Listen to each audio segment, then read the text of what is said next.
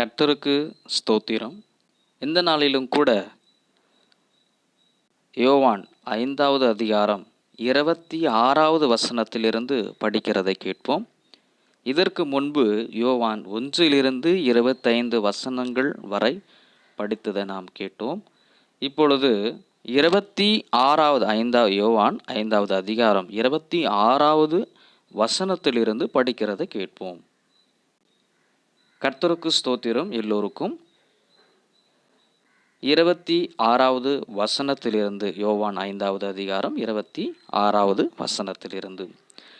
ஏனெனில் பிதாவானவர் தம்மில் தாமே ஜீவனுடையவராய் இருக்கிறது போல குமாரனும் தம்மில் தாமே ஜீவனுடையவராய் இருக்கும்படி அருள் செய்திருக்கிறார். அவர் மனுஷகுமாரனாய் இருக்கிறபடியால் நியாயத்தீர்ப்பு செய்யும்படிக்கு அதிகாரத்தையும் அவருக்கு கொடுத்திருக்கிறார். இதை குறித்து நீங்கள் ஆச்சரியப்பட வேண்டாம். ஏனென்றால் பிரேத குழிகளிலுள்ள அனைவரும் அவருடைய சத்தத்தை கேட்கும் காலம் வரும். அப்பொழுது நன்மை செய்தவர்கள் ஜீவனை அடையும்படி எழுந்திருக்கிறவர்களாகவும் தீமை செய்தவர்கள் ஆக்கினையை அடையும்படி எழுந்திருக்கிறவர்களாகவும் புறப்படுவார்கள். நான் என் சுயமாய் ஒன்றும் செய்கிறதில்லை, நான் கேட்கிறபடியே நியாயம் தீர்க்கிறேன். எனக்கு சித்தமானதை நான் தேடாமல் என்னை அனுப்பின பிதாவுக்கு சித்தமானதையே நான் தேடுகிறபடியால் என் தீர்ப்பு நீதியாயிருக்கிறது. என்னை குறித்து நானே சாட்சி கொடுத்தால் என் சாட்சி மெய்யாய் இராது. என்னை குறித்து சாட்சி கொடுக்கிறவர் வேறொருவர் இருக்கிறார். அவர் என்னை குறித்து கொடுக்கிற சாட்சி மெய்யான சாட்சி என்று அறிந்திருக்கிறேன். நீங்கள் யோவானிடத்தில் ஆள் அனுப்பி விசாரித்தீர்கள். அவன் சத்தியத்திற்கு சாட்சி கொடுத்தான். நீங்கள் யோவானிடத்தில் ஆள் அனுப்பி விசாரித்தீர்கள். அவன் சத்தியத்திற்கு சாட்சி கொடுத்தான். நான் ஏற்றுக்கொள்ளுகிற சாட்சி மனுஷருடைய சாட்சி அல்ல. நீங்கள் ரட்சிக்கப்படுவதற்காகவே இவைகளை சொல்லுகிறேன். அவன் எரிந்து பிரகாசிக்கிற விளக்காயிருந்தான். நீங்களும் சில காலம் அவன் வெளிச்சத்திலே களிகூற மனதாயிருந்தீர்கள்.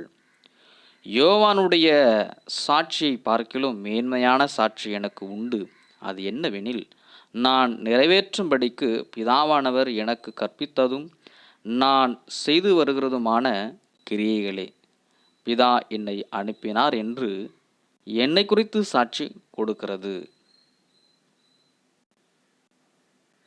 என்னை அனுப்பின பிதா தாமே என்னை குறித்து சாட்சி கொடுத்திருக்கிறார். நீங்கள் ஒரு காலும் அவர் சத்தத்தை கேட்டதுமில்லை, அவர் ரூபத்தை கண்டதும் இல்லை. அவர் அனுப்பினவரை நீங்கள் விசுவாசியாதபடியால் அவருடைய வசனம் உங்களில் தரித்திருக்கிறதும் இல்லை. வேத வாக்கியங்களை ஆராய்ந்து பாருங்கள், அவைகளால் உங்களுக்கு நித்திய ஜீவன் உண்டென்று எண்ணுகிறீர்களே. என்னை குறித்து சாட்சி கொடுக்கிறவைகளும் அவைகளே. அப்படி இருந்தும் உங்களுக்கு ஜீவன் உண்டாகும்படி என்னிடத்தில் வர உங்களுக்கு மனதில்லை.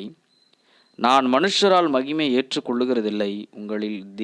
உங்களில் தேவ அன்பு இல்லை என்று உங்களை அறிந்திருக்கிறேன். நான் என் பிதாவின் நாமத்தினாலே வந்திருந்தும் நீங்கள் என்னை ஏற்றுக்கொள்ளவில்லை. வேறொருவன் தன் சுய நாமத்தினாலே வந்தால் அவனை ஏற்றுக்கொள்ளுவீர்கள். தேவன் தாமே வருகிற மகிமையை தேவனாலே மாத்திரம் வருகிற மகிமையை தேடாமல் ஒருவரால் ஒருவர் மகிமையை ஏற்றுக்கொள்ளுகிற நீங்கள் எப்படி விசுவாசிப்பீர்கள்? பிதாவினிடத்தில் நான் உங்கள் மேல் குற்றம் சாட்டுவேன் என்று நினையாதிருங்கள். நீங்கள் நம்புகிற மோசேயே உங்கள் மேல் குற்றம் சாட்டுவான். நீங்கள் மோசேயை விசுவாசித்தீர்களானால் என்னையும் விசுவாசிப்பீர்கள். அவன் என்னை குறித்து எழுதியிருக்கிறானே. அவன் எழுதின வாக்கியங்களை நீங்கள் விசுவாசியாமல் இருந்தால் நான் சொல்லுகிற வசனங்களை எப்படி விசுவாசிப்பீர்கள் என்றார். ஆமேன். கர்த்தருக்கு ஸ்தோத்திரம். நன்றி.